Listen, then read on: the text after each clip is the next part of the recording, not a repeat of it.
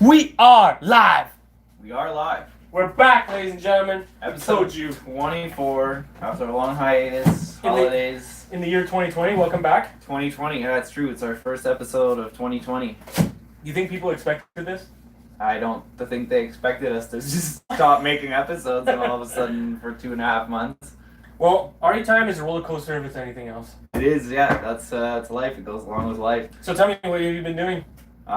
Working mostly, until the last few weeks. I took literally 2 months off. I didn't make art. I didn't pick up a paintbrush. I didn't get on social media. It feels like you have been painting the last 2 months. No, the last 2 weeks I have been. Okay. 2 months before that, I don't know. I just reached a spot where I was overwhelmed. I needed to take a step back, reconsider my methods and what I was doing and whether I was enjoying it or not. And, I had to make... We are live, and I'm cutting off Adam because it's Arty Time. We're here. Join us on YouTube. Yeah, on Germ's channel on YouTube, yeah. Oh, yeah, it's I'm YouTube famous. Watch the Tesco breathing one. So, yeah, now I totally lost my train of thought. You said that you had taken some time off. Yeah, I took some time off to reconsider, recalibrate, make some new plans to make things work for my art career, because I'd been trying the same things for a while now, and it wasn't really working as well as it did before. I was trying new social medias, getting on all these new ones, and it was helping a little bit, but it wasn't replacing the eyeballs I used to get organically on Facebook and Instagram that I no longer got organically, and So we can say another golden age has come and gone. The golden age of Instagram. Yeah, I'll be totally honest. When I started Instagram, I was reluctant to get on Instagram because I didn't have a cell phone at the time. And you felt like the rug was going to be pulled out from under you? Anyways. Well, finally, after a year and a half of people telling me to get on Instagram in 2015, I finally got on Instagram. For the first 2 weeks I was posting, I was getting 120 likes on my posts. I only had 800 or 900 followers or something like that, because I invited a bunch of my Facebook friends to follow me there. And literally 2 weeks after I joined, all of a sudden my organic reach was cut by more than half. Most people might not even believe. So right away I was like, man, I don't want to go through this again. I just went through this on Facebook, and they're owned by Facebook now, so it's fighting the same battle on a different fucking front. And most people won't even believe that you weren't allowed to comment. Yeah, you weren't allowed to message. What else? You were allowed to like. All I was allowed to do was I think. And I don't even remember if I was or not. The last time I used Instagram was months ago, because I got banned from liking, commenting. I couldn't do anything except And this scroll. is because he was using a third party, he was on a desktop and didn't want to put it on his phone. Mm-hmm. So he was using a desktop app. And for some reason, they were against that. Mm-hmm. You're not allowed. You have to get a phone so they can track you or something, so they can sell you some tampon or something. Yeah, whatever other ad metrics they want to make money off from my data. They weren't happy that the desktop version didn't give them that, and they banned my access. And I'll be honest, I don't know if any of you have watched Edward Snowden's interview with Joe Rogan, or if any of you have read the articles on the internet about how easy it is to literally for anyone to just call the phone company and kind of get your information on your local geo tracking. So where you are? Yeah. Oh, it's super easy. What? Why? Stalkers can do this because it's not illegal. There was a guy it's on not the illegal. news So tonight. I don't know, man. People call me crazy, but I kind of value my privacy. I don't want anyone to be able to call the phone company and lie and pretend they're a cop and that they need my geolocation information, and the phone company will mail it to them without a warrant, because there's no law saying they need a warrant. All kinds of companies, security companies and skip tracing companies, which are companies that basically chase after people that say leased a car and haven't paid the bill in 3 or 4 months. Those kind of companies can buy information from the phone company, and it's not even from Facebook or from Instagram that they're buying this information. It's from your phone company, because that's where the information comes from, is their cell phone towers. And you're paying them and monthly. You're paying them monthly. And they sell you out like that. Yeah. So, having the apps and everything makes that a lot easier to happen. So, I don't know, man. I don't know. I value my privacy. Like, a lot of people are like, "What are you worried about? There's nothing they can do to." It's not like there's anybody there tracking you specifically. There's billions of people on the network, but when it comes down to it, if they are tracking individuals through that, which they can do through your IP address, then like it's super easy to stalk anyone because most people go to the same job every day at the same time and they eat at the same few restaurants and they do the same few things. They go to the same gym, they visit the same friends, they visit the same family.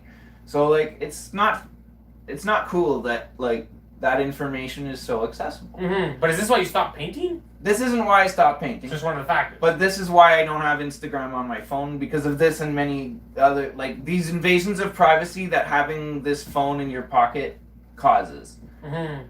So I literally don't have any apps on my phone at all. I use it as a phone. Most of the time it's off, and I put it in a Faraday pouch. You literally have a Faraday pouch? Like, I don't, but like Because the phone I'm filming on right now, I didn't find it on a Faraday pouch. It's not, but this phone I don't even use.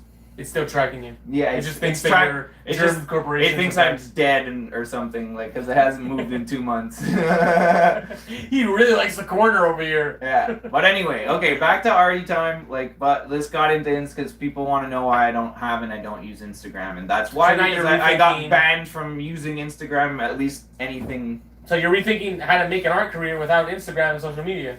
Well, yeah, and I know I'm going to have to use them in some way, but, like, I'm going to have to either hire somebody or, like, or have a phone I only use for... I don't know what my solution is going to be yet. So back to the Ukrainian wife, you're going to send her to the dredges of the social medias.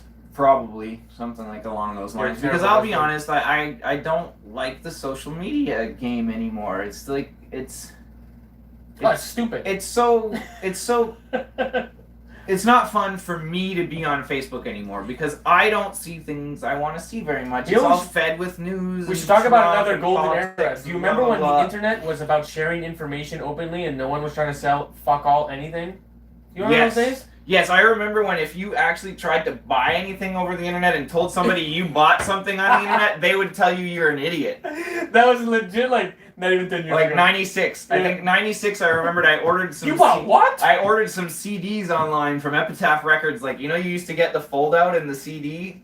You used to send them money first. No, oh yeah, I did that a couple of times with tapes back in the day. But you like, send them money, like, here's my envelope, and then you get the fold out of the CD that had all these obscure California punk bands that like they didn't have at my record store, but you could order the CDs direct from Epitaph Records. So how you sent the money?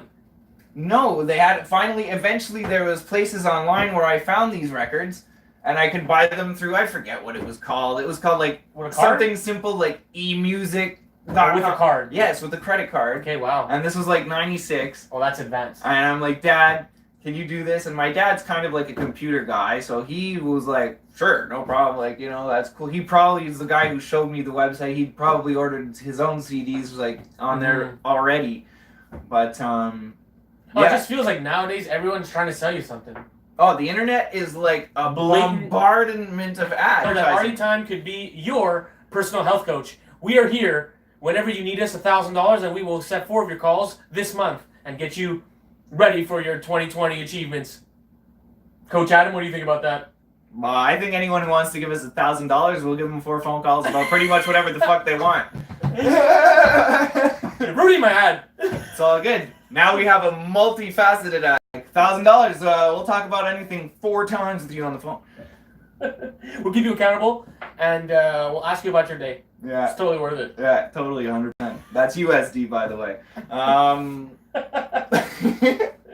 So yeah, like anyway, so yeah, like that. Another thing I've been working on, like I have a few big ideas that I've had for a lot of years that need a lot of money to go towards those ideas to make them real. So I've been researching how to make those real, and really kind of like building the faith up in my head that those things could become real again, because I knew they were pretty expensive, and during the last few years, or like I was barely making ends meet, really struggling to pay the bills for especially the last year. Like the idea of eventually having enough money to make this thing happen was on the back seat for a long time, and it kind of just fell off the map of what was important for my career to do. But I have some things that'll really make people go wow. Like, you saw the banana taped to a wall? I've seen it. Have you ever seen a banana tree taped to a wall? No, I'm kidding. It's not that. But anyway, yeah. I want to know though. Like, the last time we did an Arty Time, you had started this new job. Yeah. Okay, so there was like, if you coming in after Arty Time 23, the Michael Jordan episode, you know that you started this job, and you know that you're gonna be manager at this job or something like that at that point. Yeah, right? yeah. So we reached that level. Something like that. I don't remember. Honestly, I haven't watched the last few episodes. We should have watched it before coming in here. Coming in the dark here. It's 2020 though. We don't need to know about that. Yeah. All you need to know is that you're still working at that job. Yes, things are going amazing. Things are going amazing. Are you the manager? I am not. You're not the manager. No, I demoted myself because honestly, because I make more money doing sales and I have more fun doing sales. I'm dedicated and I work hard, and a lot of people don't. So. And is that why you started painting again? Like. Well, yeah. It goes kind of hand in hand. It's kind of weird. I don't know, man. Like, what kind of hit me, like, and it's my birthday was in October, and it kind of started around October that I kind of stopped painting, and I turned 39. So I was like, I hit almost 40, and I was like, in my head, I'm like, what am I doing? You know, I'm like, the art career is going nowhere. Like, I don't really have a solid plan for it, and like, without a solid plan for it, or like, you know, it felt like it was going nowhere, and it was getting frustrating. That's a good theme for the episode. We should come back on that. Having a solid plan. Yeah. Continue. Yeah, having a solid plan is super, super important. For many years I did. My solid plan was share my art as much as possible on as many platforms as possible in front of as many people as possible. Mm-hmm. And that was my plan. And it worked very well until all these platforms started like algorithming people that did that, because they know anyone who's really using their platform that much, they're promoting something. You know, people sharing pictures of their cat and their kids and what they had for dinner, they don't share it to 50 groups about cats and kids every day. If anything, they share it to 1 or 2. But I'm an artist trying to sell art. There's hundreds of groups about art. I'm sharing it to 40 or 50 groups. You know, literally for a long time before Facebook would block you, I was literally sharing my posts every day to 200-300 groups. I would just hit share. And between those 200-300 groups, they had like 1 million people in them. So like that's how I was getting 3,000, 4,000, 5,000 hits a week to my website. And then all of a sudden, you know, they started blocking you. I would share to 20 groups, and they're like, it seems like you're abusing this feature. Slow down, or you could be blocked from using it. And I'm like, I didn't understand what was going on. I'm like, what is this? Like, you know, it's so weird, eh? Yeah, it's so weird. Slowly it whittled it down, but you know, like you're abusing a feature of sharing. Yeah. Coming up with without getting flagged. You weren't getting flagged. It was just like them. Well, I don't know. I don't know if people were reporting my posts as spam, and that's why, or like, I mean, I know there's hundreds of other people that were in the same boat as me, so I don't think it's that. I think it's straight up their algorithms are like, wait a minute, this guy obviously has stuff to promote. We should be charging him, and if he doesn't pay, get the fuck out. So, yeah. I mean, I understand that. I sell advertising. My company doesn't make money. I don't get paid unless people buy ads. So Facebook is the same way. They don't make money unless people buy ads. And there's no way my company would let people put ads where we sell them for free just because, like, so we're cool people. So, you know, I from a business point of view, I kind of understand that. From a social media platform point of view, like, the social's kind of taken out, and it's really more media these days. But you know, that's why I took a step back. I needed to not be focusing on that and not getting frustrated by that every day. And like, it was the holidays. I turned 39. I'm like, what's going on with my life? I don't want to spend the next 2 months worrying about Black Friday and sales and Christmas and shipping. It's like I'm trying to work at my job and come home and relax during the holidays with my family, instead of like the last 7 years working like a chicken with my head cut off during the holidays to try and, you know, make ends meet at my busiest time of year, because that's the money I'll need to pay my rent for the next 3 months. I didn't want that stress.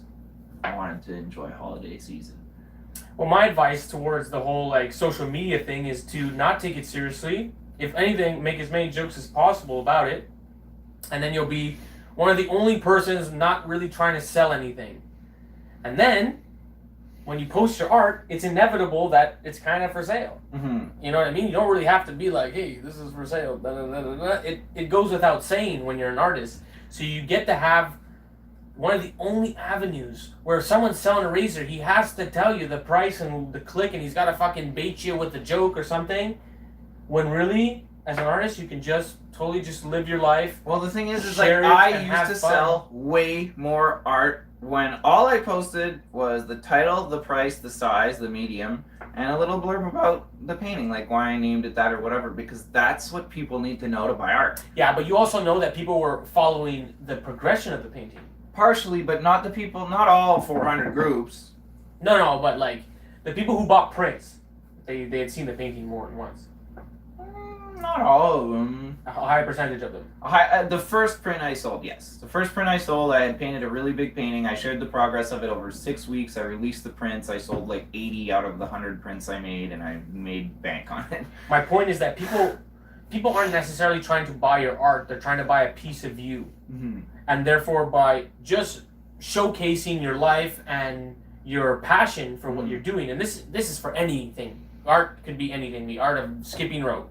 If you're passionate about something and you're showing it, people will eat up that passion and relate it to their passion, and it'll fuel them, and they'll enjoy that, and eventually they'll thank you for it if you really keep showing it effectively. So it's not necessarily about waiting for your piece to be done. That's not the whole point. Even though I employ this tactic of nowadays everybody kind of wants you to make a painting a day. It's not realistic, but society is done with, you show them a painting, they're done. They've seen it, they're done, they want to see the next one. I kind of play into that notion of our society of they're just trying to consume the next image, so you give it to them.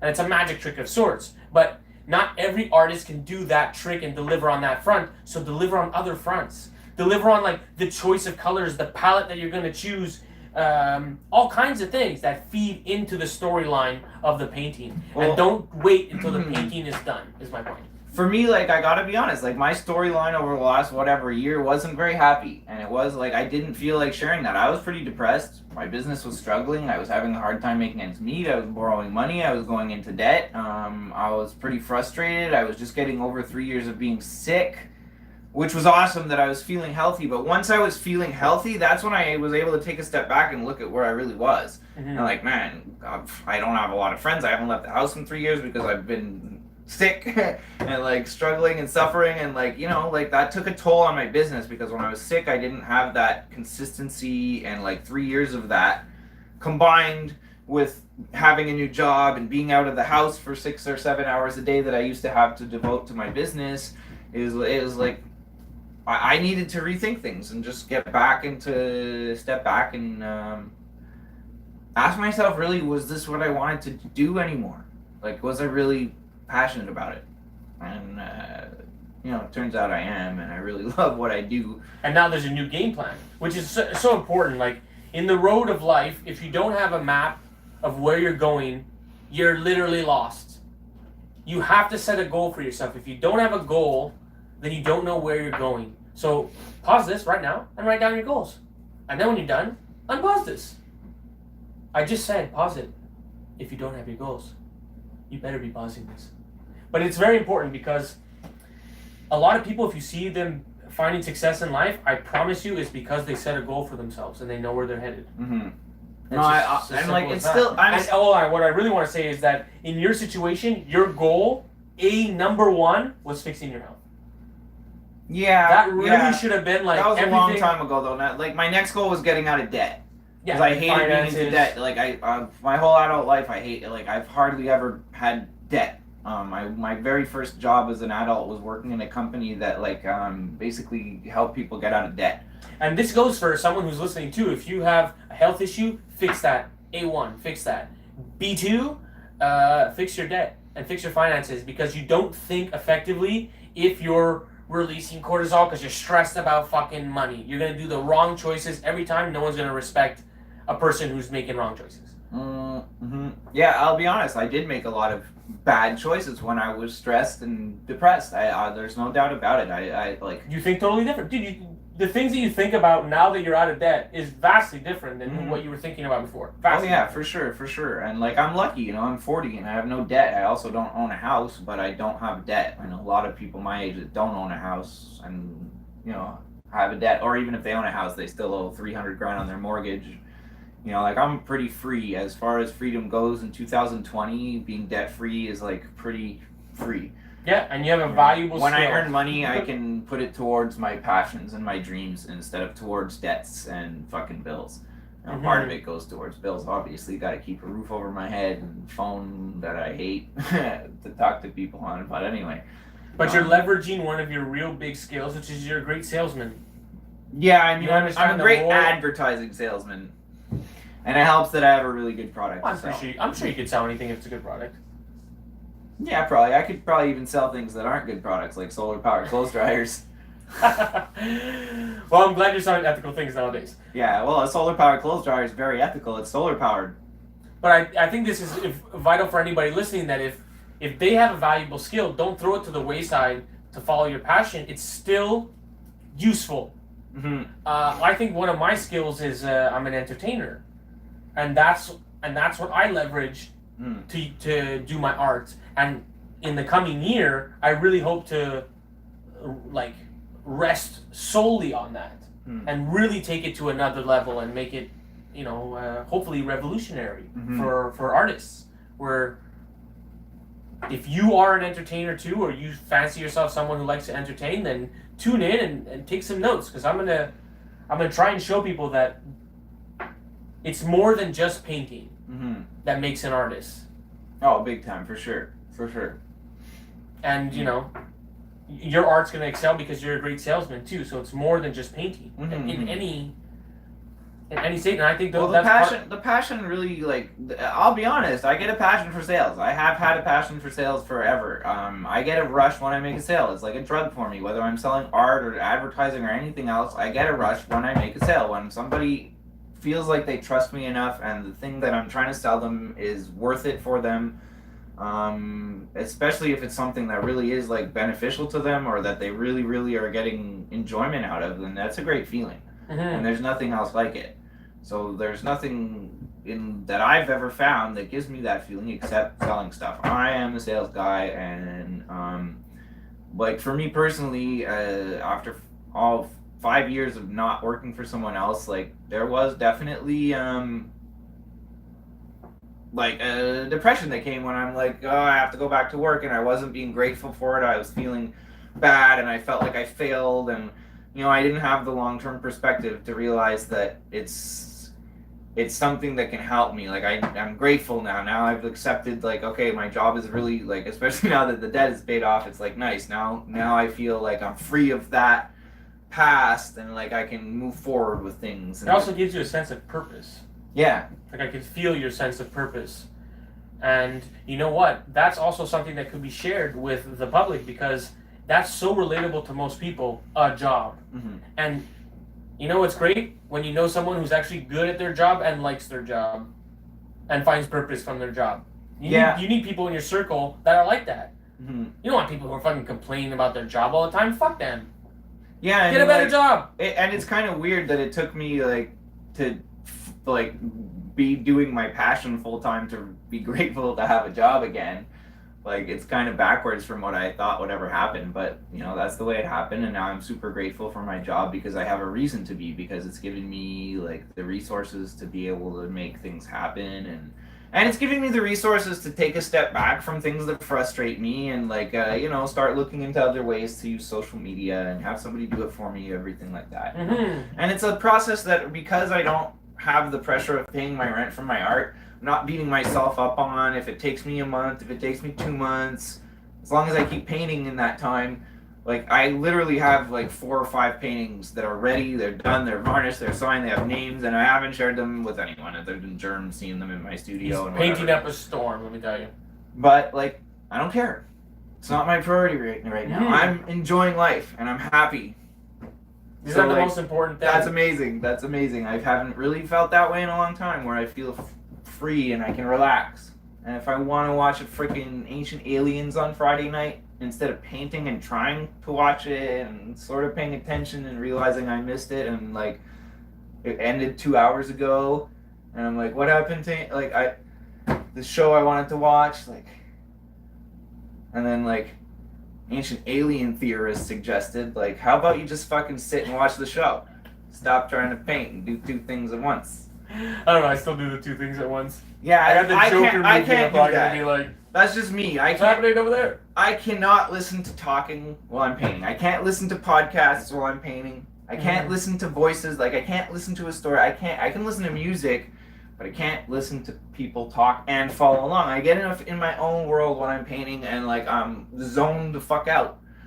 And that's the way I like it. That's lets me relax. Like the thoughts are just kind of stopped and I don't have to pay attention and react to anything. Mm-hmm.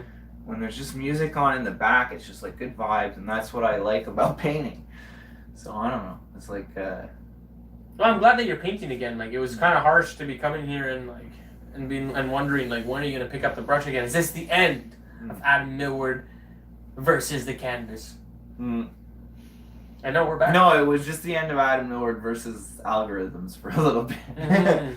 Like once I made my first painting again after coming back, like it felt really good, and you know, like I've literally been painting, like you said, I've been painting up kind of the storm. Oh no, we all have to adapt, you know. Mm-hmm. And I think we fell back on our role in society. Well, I think like I'm not posting the same way that I was posting before because of algorithms. I have no choice. I have to do my job, which is like tell a joke. What's cool for me is I think like you know, I had this perspective that like the thing that inspired people about me was the fact that I quit my job and became a full-time artist. And that I made it happen so quickly. So then when I had to like admit to these people who've been following me for years that like, hey, I'm not a full-time artist anymore. I'm a call center sales agent again. Like that was like getting kicked in the nuts. It was hard for me to admit that, and like to feel positive about admitting that. It felt, like I said, it felt like a failure. Anyway, like now I'm looking at it a whole different way, and it like if you're one of those people who has a job and you're like envying artists who work full time and wishing it could be you and everything, like you know, the grass is always greener on the other side. You know, use your resources that you're earning positively instead of like, you know, wasting them on the weekend because you're trying to forget that you hate your job.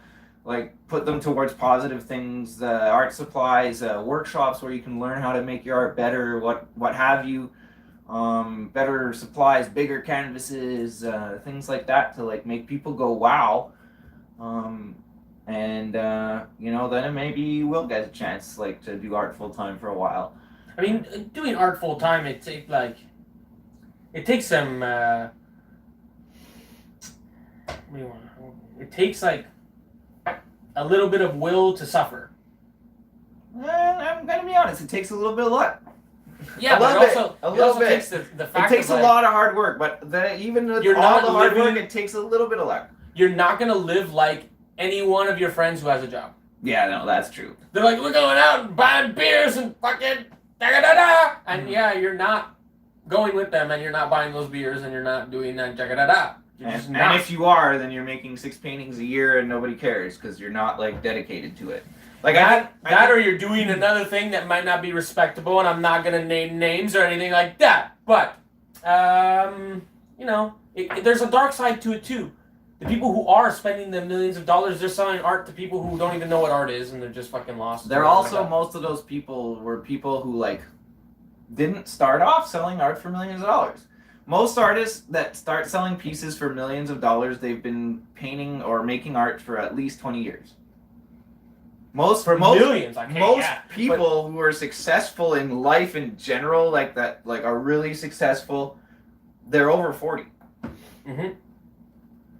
Now, I didn't know this. Like, I've been reading... There's always a story to it. There was a guy that I met in Miami that was selling pieces for like, you know, $50K, $100K. He was a stockbroker surrounded by people who were just making too much money that they know what to do with. And he was like, you know what? I can sell you this painting.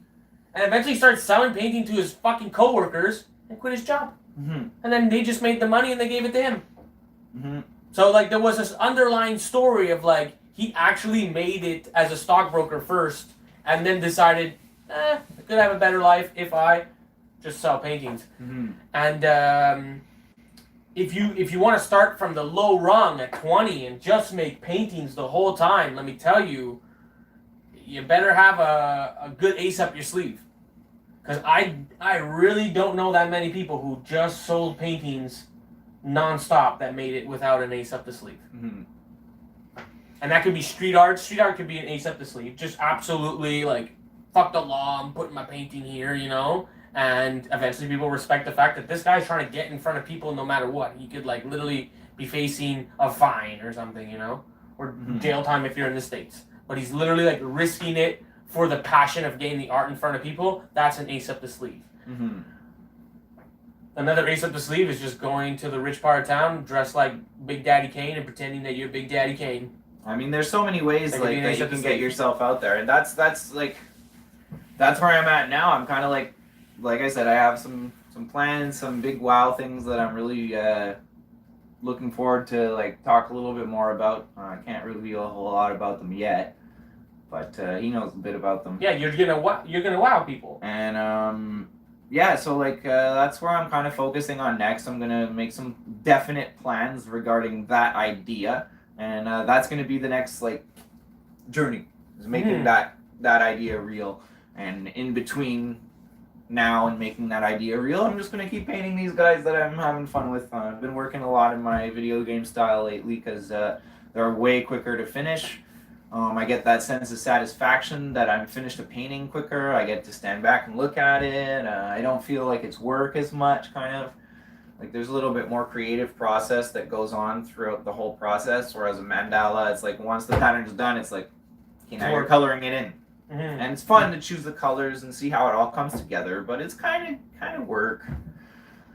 And yeah, so yeah, that's the plan for now.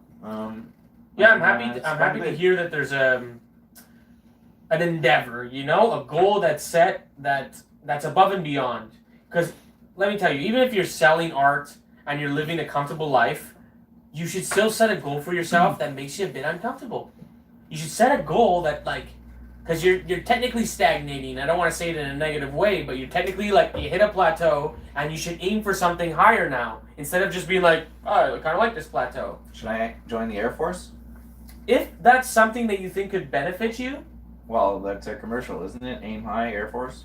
Oh, I didn't know that. Yeah. We have a Canadian. I thought our Air Force was called something else, but Canadian.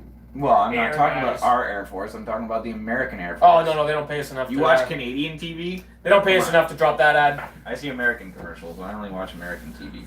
Join the Navy at Niage. Even Niage.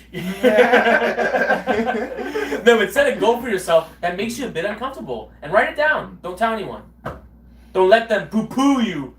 Don't let them say, I don't think you could do that. And put the demons of doubt in your head. Just write it down, hide it, and fucking aim for it. And try and get there. And then have other more attainable ones too to get you there. But definitely set something crazy. He's got something so crazy he doesn't even want to tell you. Because he's scared you're going to go, I don't know. No, I'm not scared that you're going to go, I don't know. I'm scared that... You're going to steal it. Yes, a little bit. a little bit. It's a good idea, and it could be rendered, by other people in other ways, perhaps. So I want to make it happen behind the scenes, and then now that's an ace up the sleeve, just you know? blow it out and be like, what the fuck is that thing? And you actually have more than one idea. Yeah, I have lots of ideas. Yeah, so.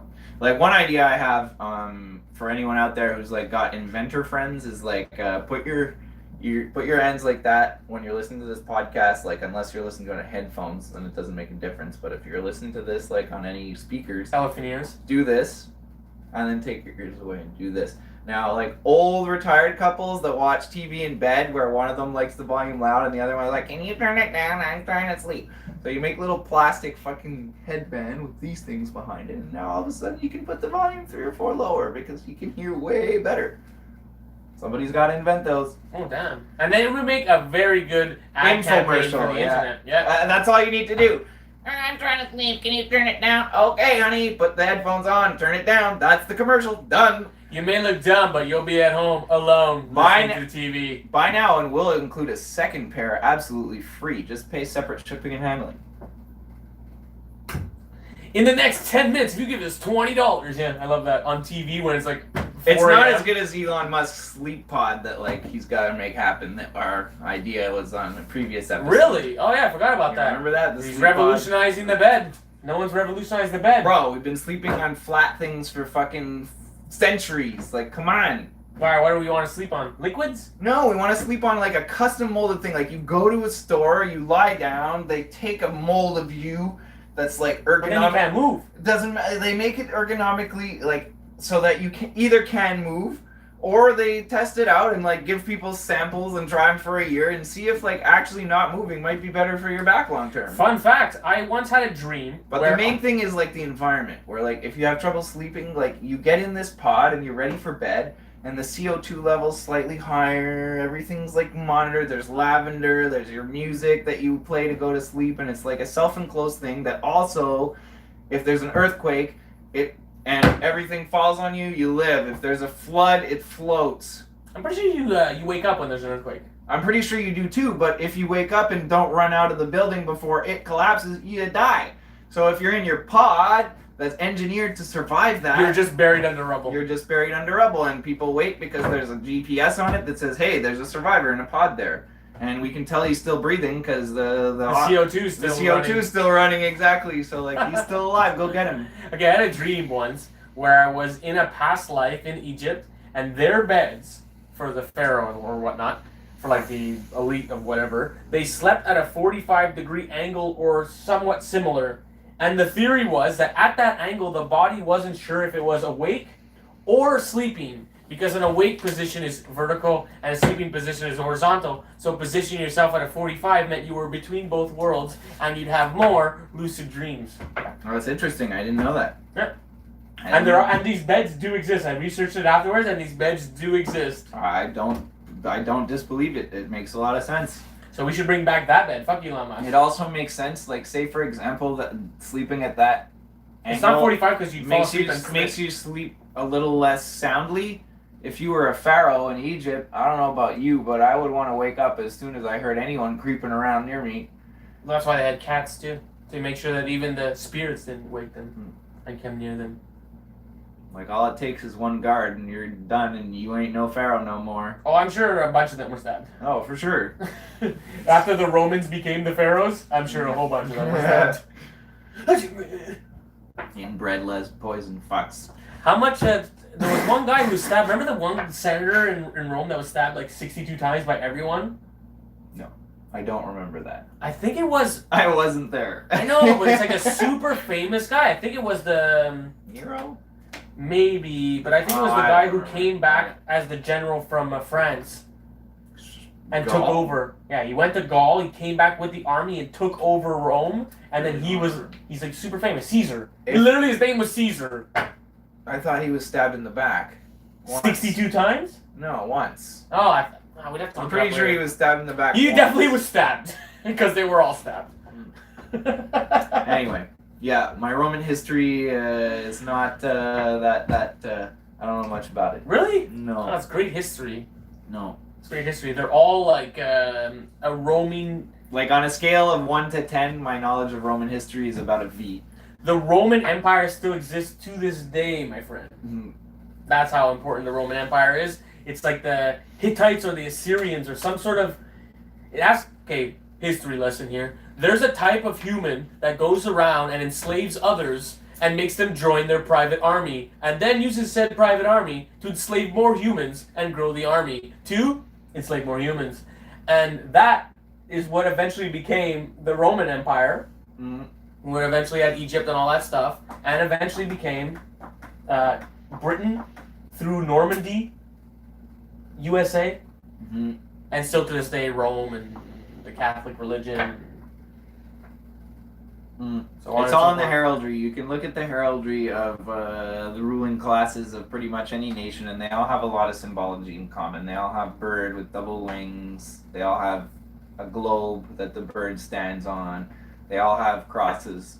like Rome is the. It's very odd, like when you consider like Arabian and Indonesian Very royal different, families very and different. Japanese families, like it's weird that they all have crosses. Oh, okay.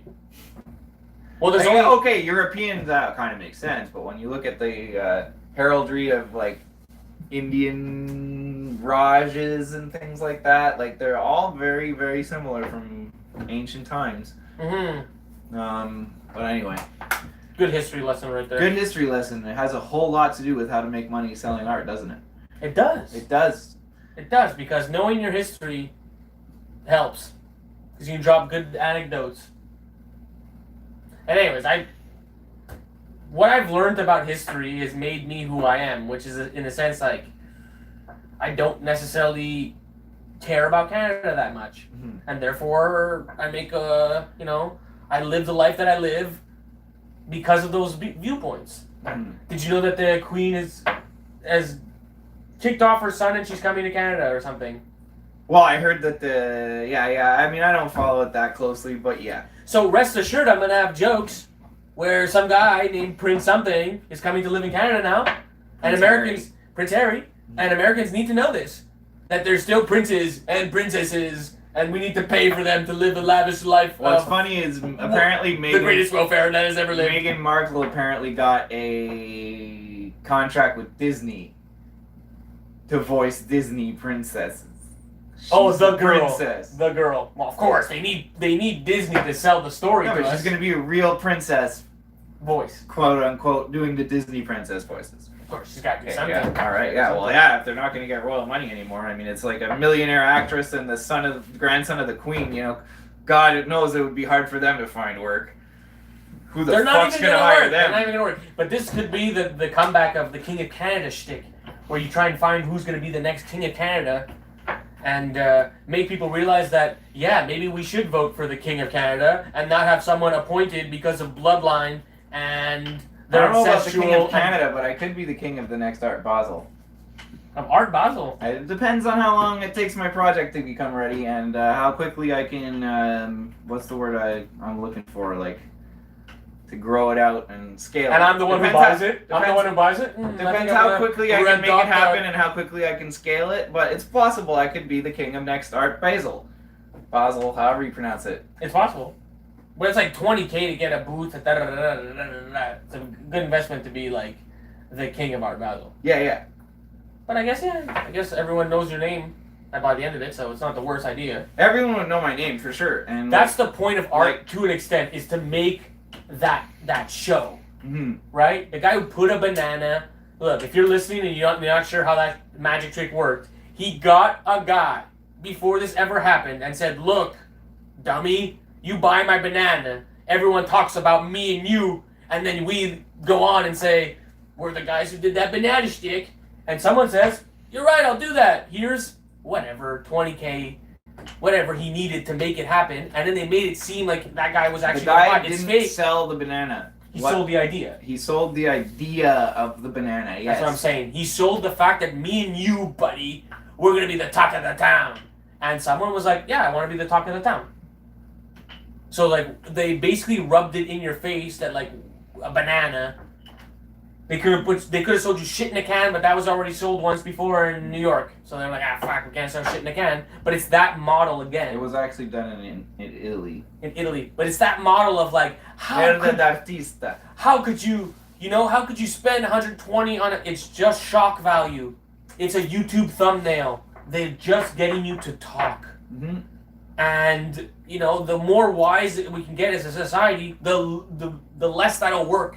It'll be like, okay, good job. Work. I guess it'll always work. It'll always work because people it'll be are something fascinated. else. But people are always fascinated by 120,000. That's what it is. People are more fascinated by the idea that there are people that think that that's art. And the whole thing is nobody think it's art. They think it's business. And who said the best art, the best business, or good business is the best art? I'm pretty sure Andy Warhol said that. But it is good art because they made you talk about it. It is. It's great business I agree. and it's great art. It's just they tricked you into thinking it was a banana. It's not a banana. They tricked you into the show around the banana. They tricked you into making people think that the art is the banana on the wall. The art is getting everyone to talk about it. Yeah.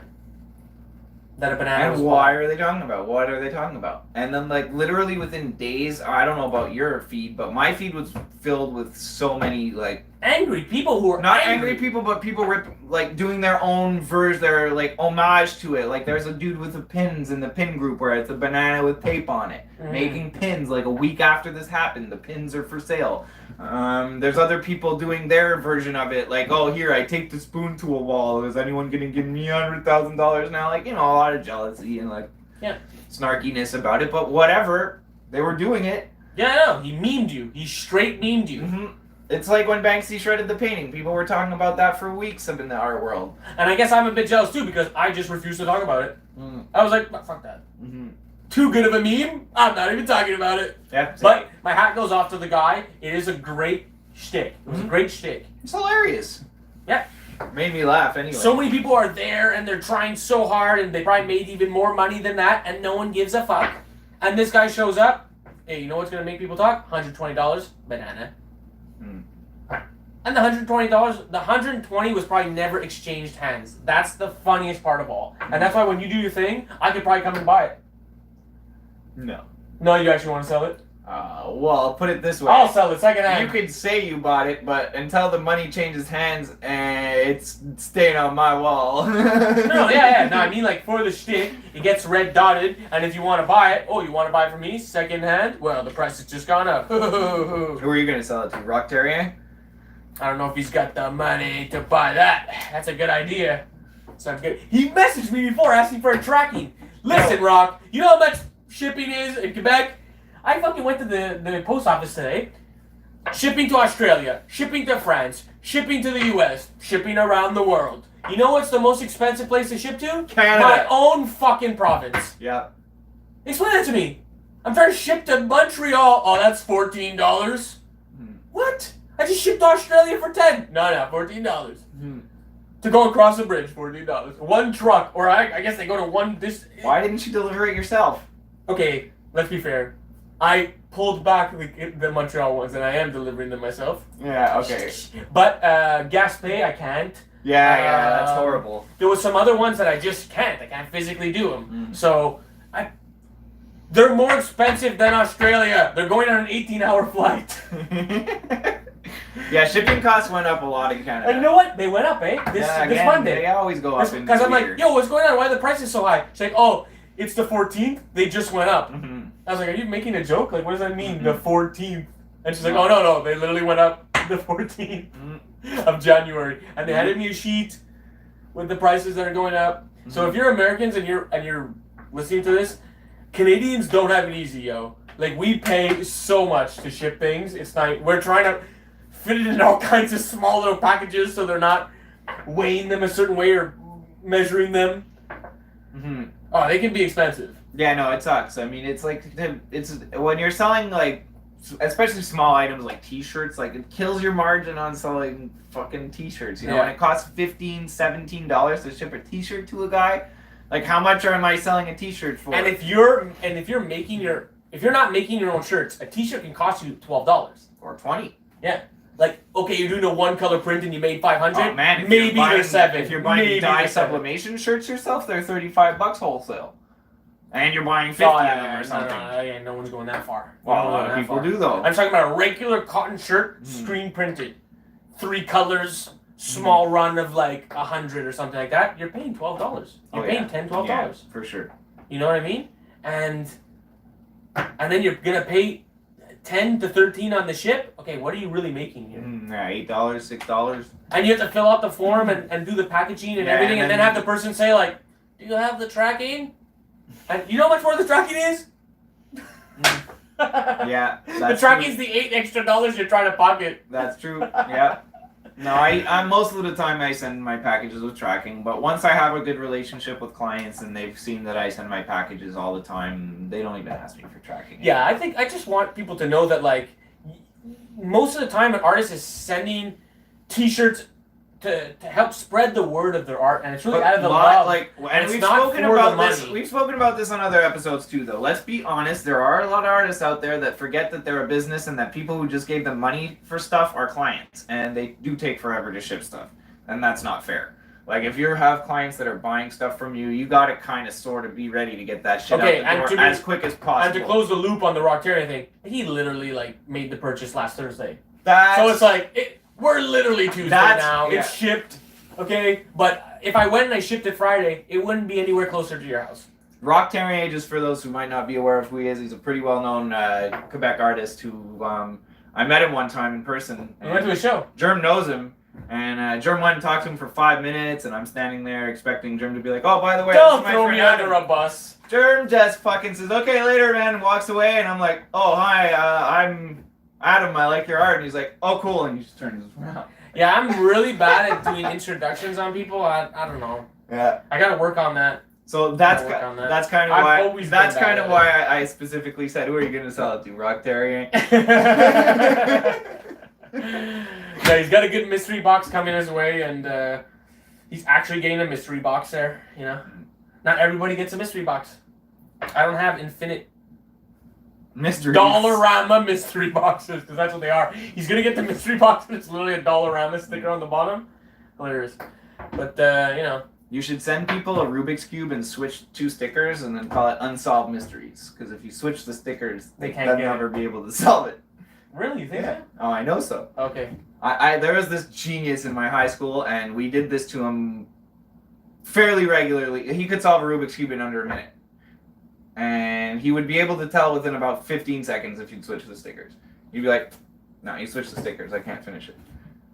And he just give it back to you, and he knew.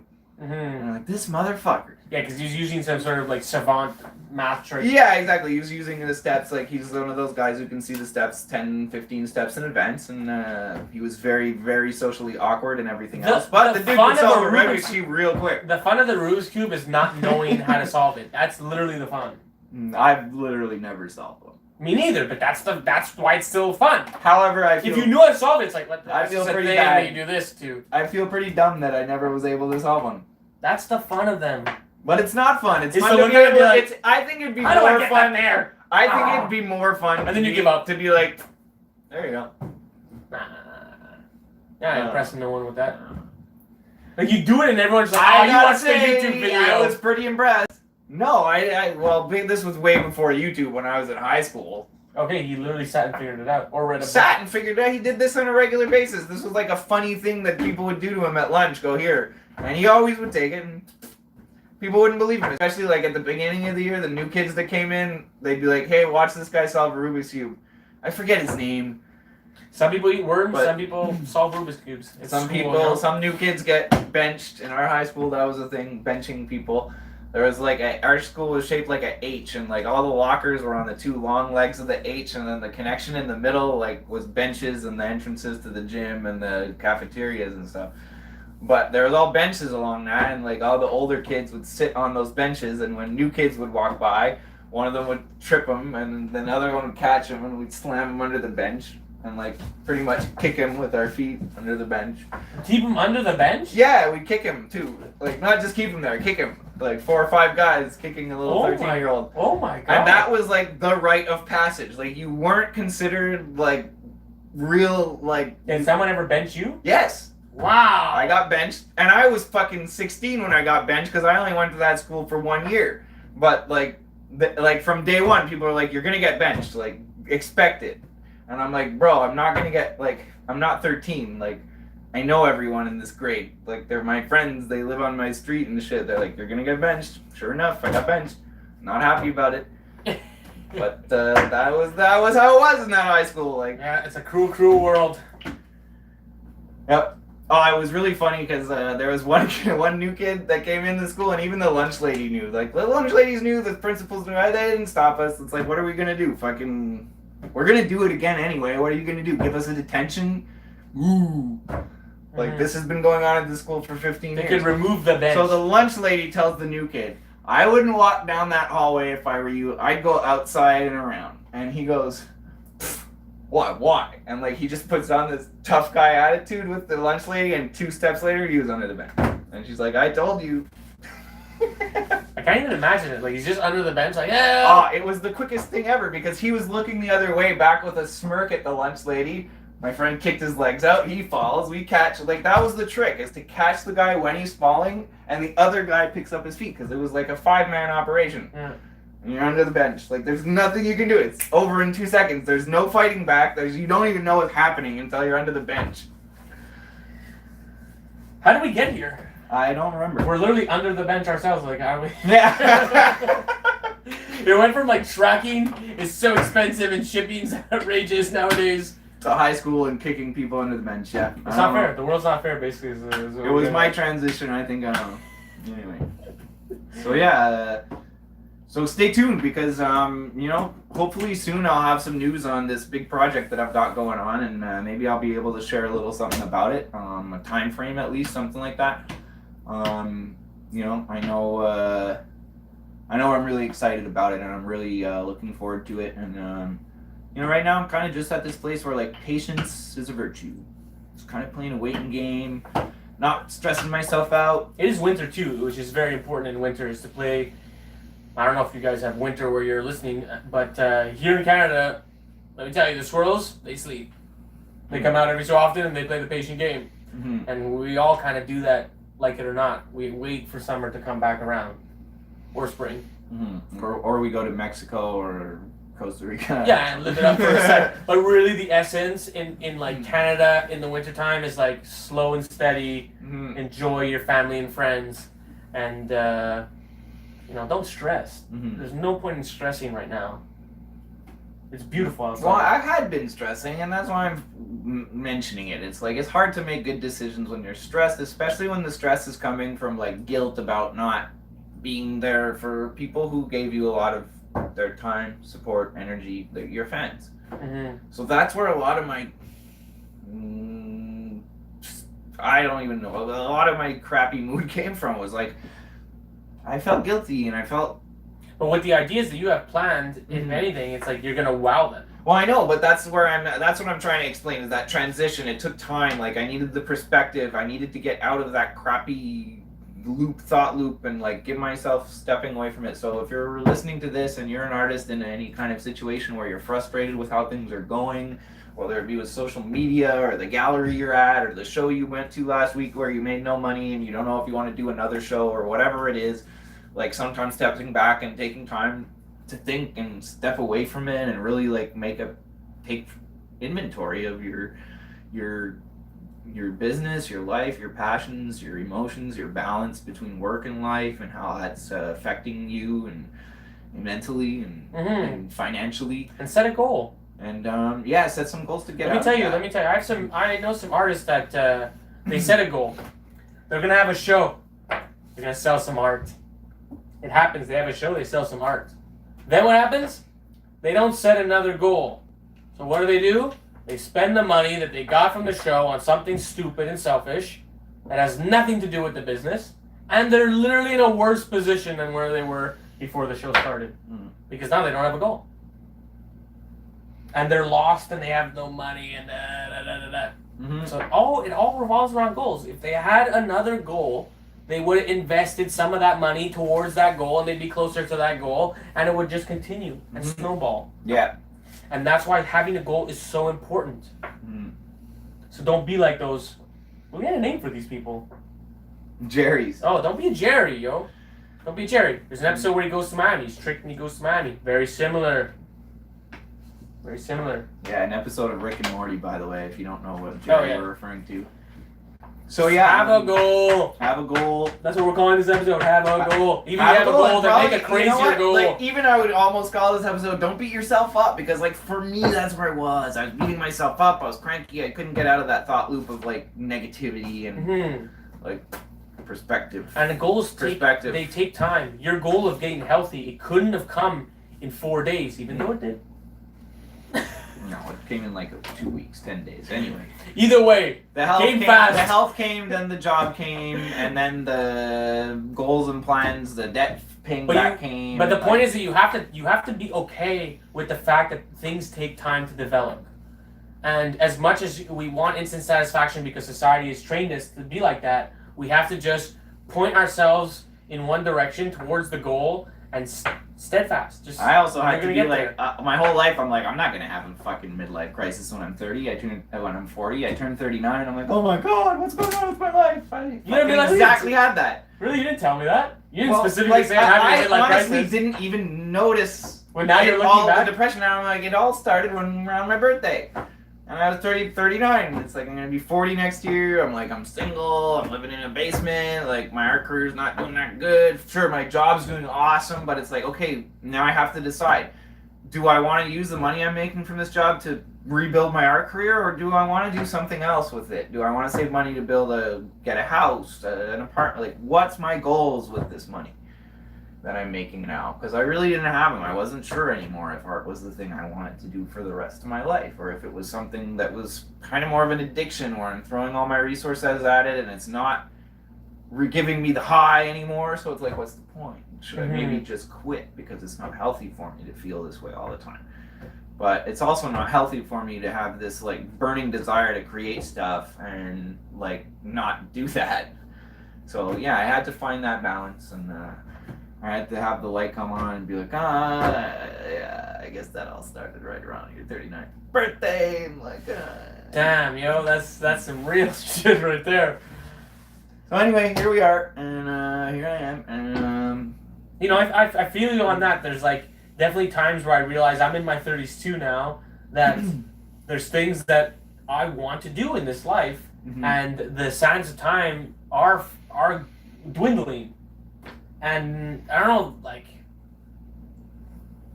I have more of a fire now than ever to do some of those things, to go after some of those things, so that I don't live any regrets at all. And I owe it to my son, and I think I owe it to anyone else who's trying to do that as well. To look at someone else and be like, oh shit, well that person's like, you know, going after their passion. I mean, literally, I owe it to you. I owe it to all my friends to just do the idea that I what we have, love. that I'm putting this, you know, emotions towards. Like, I literally had that idea in when I lived in Costa Rica. It's been more than 6 years that I've had the idea and like the plans for it. I just really didn't have the right resources to make it happen. I was using my resources to do a lot of other awesome things for my art career, but like I just didn't have the big enough resources to take it to that next level and make this big idea happen. And now I think I do. So I'm super excited about that. And that's another thing too, you know, if you got an art career, like, you gotta find excitement in it. And that excitement's gonna change over time. Like, when it was first real new for me, my first 100 paintings, like, the excitement was just like finishing one and being like, oh, I did that. Yeah. Like, you know, I had a personality where I came from lots of drugs and alcohol, and like finishing things I started was usually not on top of my list unless it was a fucking beer or a bag of Coke.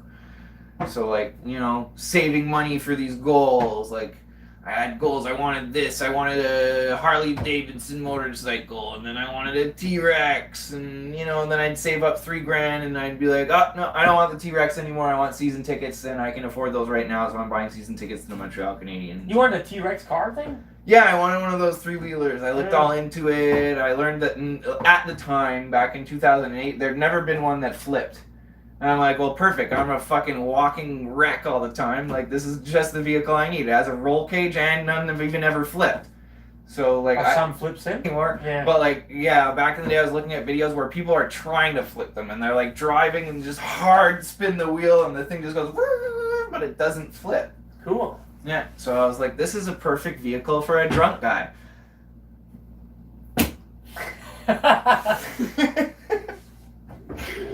So yeah, that was my thinking back then, and yeah. Well, you can still get a T-Rex. That could be one of your goals now. No, I don't want a T-Rex anymore. No? No.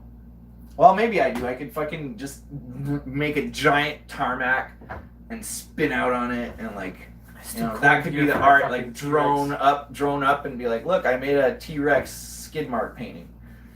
I made a friend today, George. He liked my car.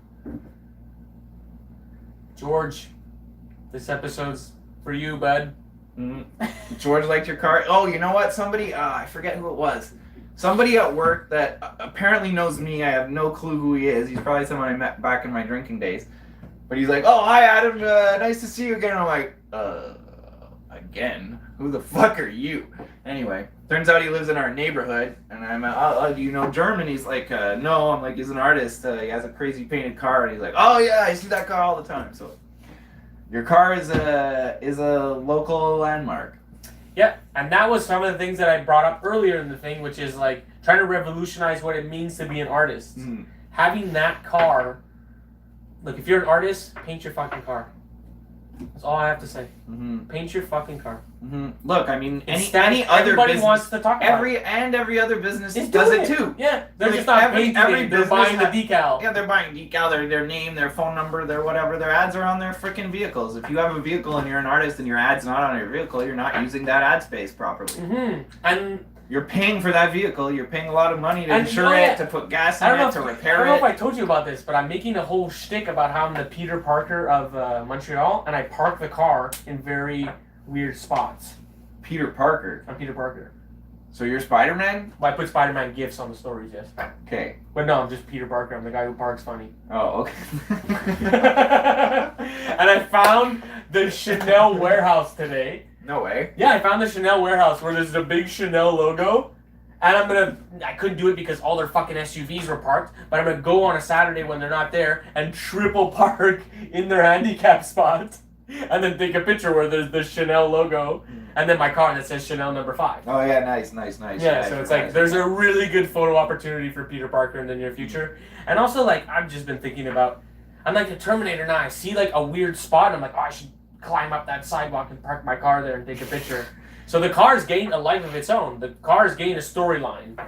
My dad actually got a ticket for parking his car on the sidewalk once, but it was his Austin Mini, and like I don't remember the whole story, but him and my uncle picked it up and moved it onto the sidewalk, and like they got a ticket for that. Oh, I got tickets for that. They're $90. I don't think it was $90 when it was back in my dad's Austin Mini days, but yeah, it was probably like $9. I'm getting better though. Like I'm a champion now. They give me a ticket and I contest it immediately on their website. No, if you reference these 2 photos here, and there's always a way out of it in Montreal if you park effectively. And the best ones are, we're gonna tow you privately. Like a private guy is putting a tow sign. Like don't park here. I'll tow you. That's the best one. Because they don't tow you. They're on the balls.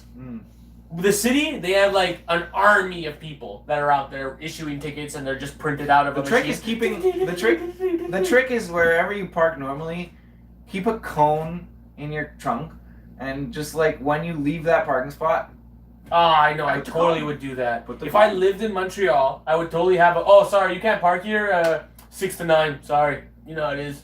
Construction and things. On this one spot in front of your house. Oh no, construction tonight? No, but you don't need to say that. You have a cone in your trunk. So when your car's not in that spot, you take the cone out of the trunk and leave it. You go back. The cone is always going to be in your spot. No one's going to move a cone. And then you have a guaranteed parking spot. That should be, I'm going to try and do that experiment when it gets a little bit nicer. Steal a cone, for sure. I have a cone. It's in my house. There you go. I already have a cone. So you have a parking spot. You just need to leave the cone there. And you see how many days you can reserve that spot. Reminds me of a funny thing I saw on TV. Like, I forget what his name was. I think Patrick Gru. He was like this guy on Music Plus, and they had a little skit where they tried to throw away an old garbage can on garbage day. It was like an old dented metal garbage can. And like the whole skit was like, it's impossible to throw away a garbage can. And because it's a garbage can, like the garbage man would pick it up and look at it and put it back on the curb. And like they did this many times. Like he was in a car and they'd like drive in front of the garbage truck with the same garbage can and put it there, like clearly where the guy saw that this guy's putting a garbage can there that he just picked up a minute and a half ago. And he'd pick it up and put it back and he'd look at them weird. And then they put a sign on it that said, in French, garbage. But like that could also mean like it's garbage can. So they didn't take it again. Like they tried so hard to get this guy to throw the garbage can in the back of the garbage truck, and he didn't. He's like, it's impossible to throw away a garbage can. And this happened with my parents. They had an old steel fucking garbage can that the bottom rusted out of, and they tried to throw it away, and it took like literally 3 garbage days. They had to literally put a sign on it that said, "Please take this in the garbage. It's like look at the bottom. The bottom is rusted out," and they finally took it. Oh, yeah. Those are good jokes. No, it's not a joke. It's a true story. That's what makes it funny. All right, well, I think that's the end of the first Arty episode of 2020. We didn't do the song, so we're gonna have to end on the song. Do you remember how it goes? I do. I do not, so I'm gonna follow your lead. Arty time, Arty time, Arty on. Excellent. Damn, I thought it was longer than that. And you started off, so I followed your lead. No, Don't well, remember it, liar. it all came back to me. It all came coming back. back to me now. He said he pissed in the wind.